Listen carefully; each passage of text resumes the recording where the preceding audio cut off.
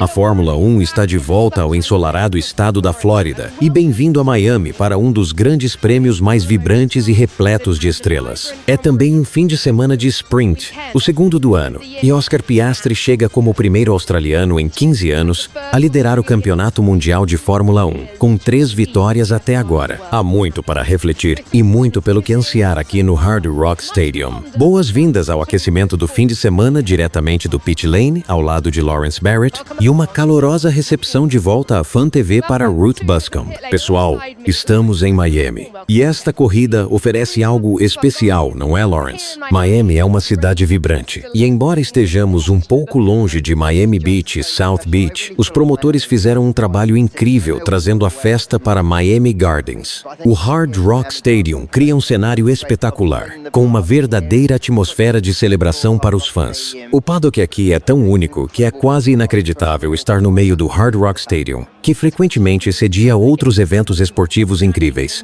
Ruth, um fim de semana de sprint, também traz muito perigo nas paredes dos boxes e nas garagens para equipes e pilotos, pois há mais incertezas e mais pontos em jogo. Com o grid tão competitivo agora, todos vão querer maximizar esses 33 pontos disponíveis. Lembrando que no último sprint tivemos várias desclassificações, então creio que todos estarão ansiosos, mas talvez ajustando um pouco sua abordagem em termos de risco versus recompensa, decidindo o quão agressivos querem ser na pista. Com 33 pontos em jogo, como você mencionou, Ruth, isso pode realmente impactar a classificação. Quanto à pista, você esteve aqui antes e parece bem à vontade. Nada de nervosismo. Bem, não quero ser muito dura com James Hinchcliffe, mas fui guiada por outro piloto e não passei mal. Então vamos deixar por isso mesmo. Aqui estamos, na pista, e que bela pista. Saí com um Burn Mirror. E o que vimos? É preciso verificar se você sabe que o nível de aderência é bastante baixo, o que é comum por aqui.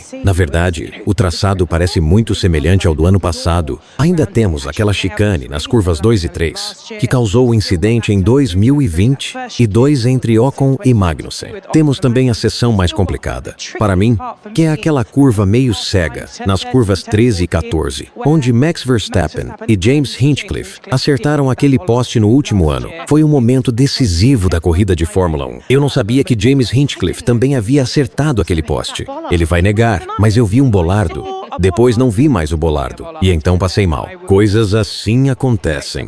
Bem, espero que James Hinchcliffe esteja assistindo a essa pequena provocação que ele está recebendo no aquecimento do fim de semana. Ruth, falando da Ferrari, você mencionou antes as desclassificações que vimos na China, não na corrida de sprint, mas no Grande Prêmio. Foi onde Lewis Hamilton triunfou na corrida de sprint. E aquele parecia ser um momento de glória para a Ferrari.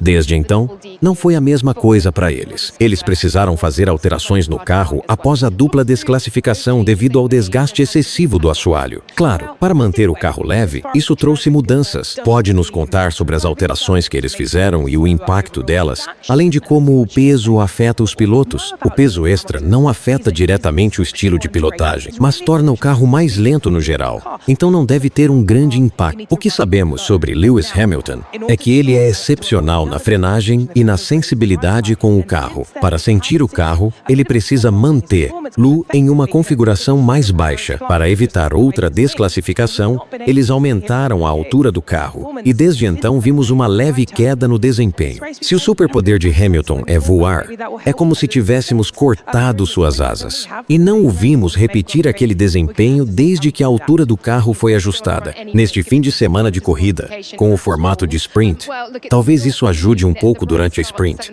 mas depois temos a corrida principal e o Grande Prêmio. Teremos que ver como eles se adaptam.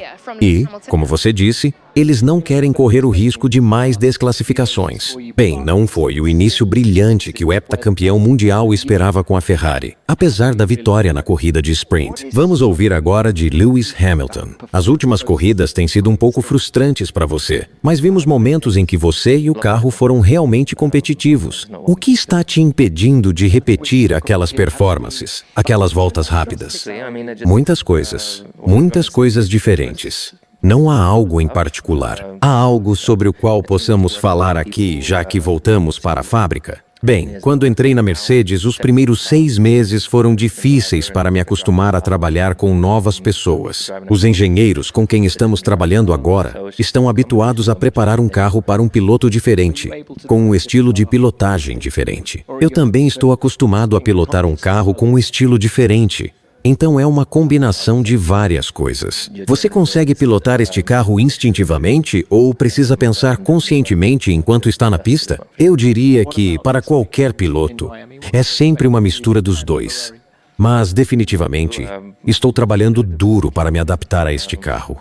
Com certeza. E neste fim de semana em Miami, o que podemos esperar de você e da Ferrari? Não tenho ideia. Faremos o melhor que pudermos. Não temos atualizações ou qualquer novidade neste fim de semana, mas continuamos tentando otimizar o carro. Na última corrida, Charles fez um trabalho fantástico e mostrou o que o carro pode fazer em uma corrida. O objetivo é tentar replicar isso na corrida de sprint. Não há muitas mudanças que possamos fazer, mas acho que o ponto principal é que não fizemos muitas alterações. Passamos de uma boa posição na sprint para a classificação, diferente de outros fins de semana em que mexíamos no carro e acabávamos piorando a situação. Uma vitória na corrida de sprint e, claro, um pódio para Charles na última corrida. Não é onde a Ferrari gostaria de estar na 6ª corrida da temporada. Não é o início que o heptacampeão mundial esperava. Estávamos falando sobre as mudanças que a Ferrari precisou fazer após o fim de semana de corrida na China e como elas parecem ter impactado Lewis. Podemos analisar os dados, não é, Ruth? Sim, logicamente, faz sentido. Não vamos esquecer que Charles é um piloto excepcional em voltas rápidas. Em termos de classificação, ele tem feito um trabalho muito bom. Podemos ver uma queda de desempenho desde que precisamos aumentar a altura do carro. Lewis mencionou isso. E muito se resume à comunicação e à obtenção da configuração ideal. Quando cheguei à Ferrari, honestamente, metade da linguagem era completamente diferente. Algumas coisas que eram positivas se tornavam negativas. Eu entendo e simpatizo com o que ele está passando, porque tive o problema oposto. Fui de uma equipe italiana para uma inglesa.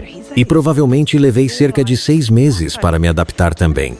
Olhando os dados das corridas 4, 5 e 6, no formato do Grande Prêmio, após as mudanças que tivemos que fazer, há uma queda perceptível. Normalizando os tempos de volta, como o grid está muito apertado agora, essa diferença pode equivaler a cerca de 1 segundo naquele gráfico. Há alguns anos.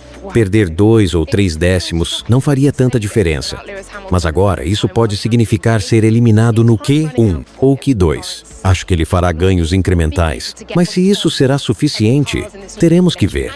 É chocante até dizer isso sobre Lewis Hamilton, um heptacampeão mundial.